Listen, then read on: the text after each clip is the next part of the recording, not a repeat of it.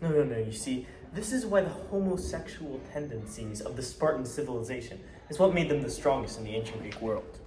Okay, and for our second guest, world Let's talk about biology. I'm E.C. Vickers McGee. All right. Well, let me ask you a question about biology.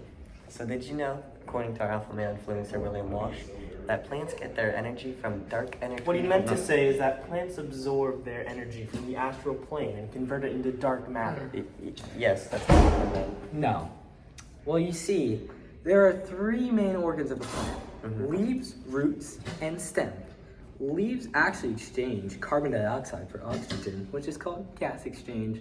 They also absorb sunlight and convert it into energy through a process called photosynthesis. Yeah, likely story, bub. Okay. Well, how do leaves accomplish this feat? How does this work?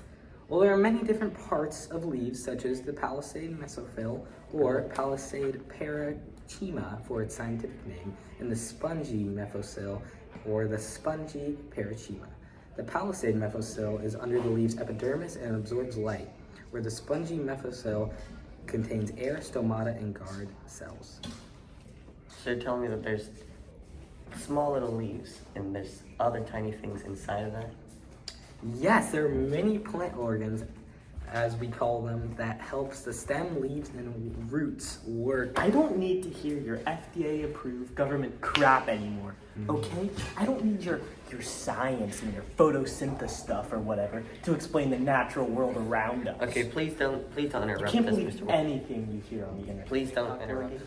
Okay, so back to what I was saying. The stomata and guard cells, which I mentioned, are in the spongy mesophyll.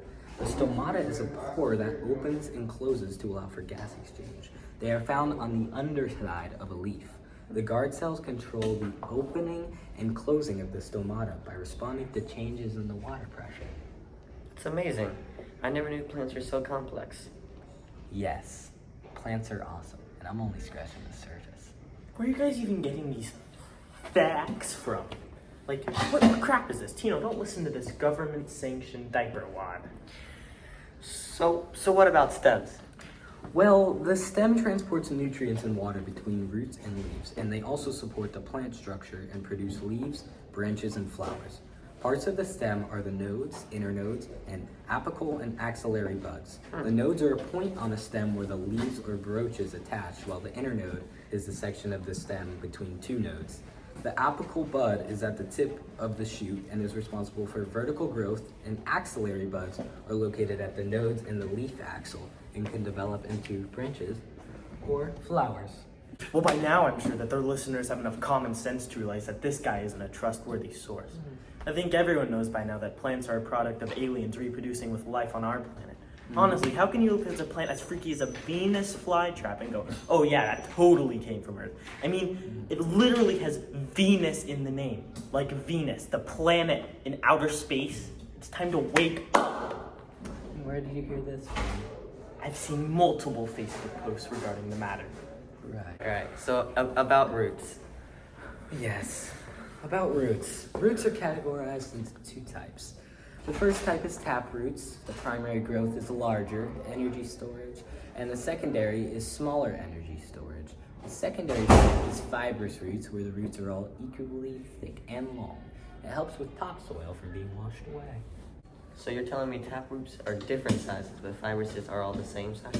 Yes, so the parts of a root are the root cap, which is at the tip, the meristem, where new cells are produced, the elongation zone, where cells grow, and the zone of maturation, where root hairs form from absorption. Wow, that was an incredible explanation of these parts. I've learned so much about them. Does anybody have anything to add? Yes, I do have something to add. I can't believe this dude. Who does he think he is? He's just a biologist who thinks that his job gives him the right to spout whatever crap he wants. Please, dedicated and loyal viewers, don't believe him. Rise above this misinformation. Please, real eyes realize the real lies. Well, Tino, thank you for having me on my show. I'd like to thank the lunatic cultist Travis Kelsey and our sponsor of the day, Dogecoin. I know this isn't my podcast, but I really thank you for it. I must be off now. Goodbye. Well, he was quite the contrarian. Yes, sorry about my friend. Before we wrap up, we must do our viewer requested fun facts of the day. Let's do one about each part of the plant. Yes. You mean all the parts of a plant? No, just like the roots, stems, and leaves. Okay, alright. So, off the top of my head, did you know some roots are edible, like carrots and radishes? Sorry guys. Sorry for the change in setting. Will burnt the whole building down. But where were we? Oh, yes. Sweet potatoes. Yes, actually, only sweet potatoes are roots. My last fun fact of the day is that plants move their leaves in a daily cycle called nysteinicity that helps them maximize light absorption during the day and to conserve moisture at night. Thank you. This was a phenomenal. I'm sorry, Will got a little out of control, but Yeah, I'm really glad we learned a lot here. I think it was Have a good day. great day. And thanks for having me. Peace.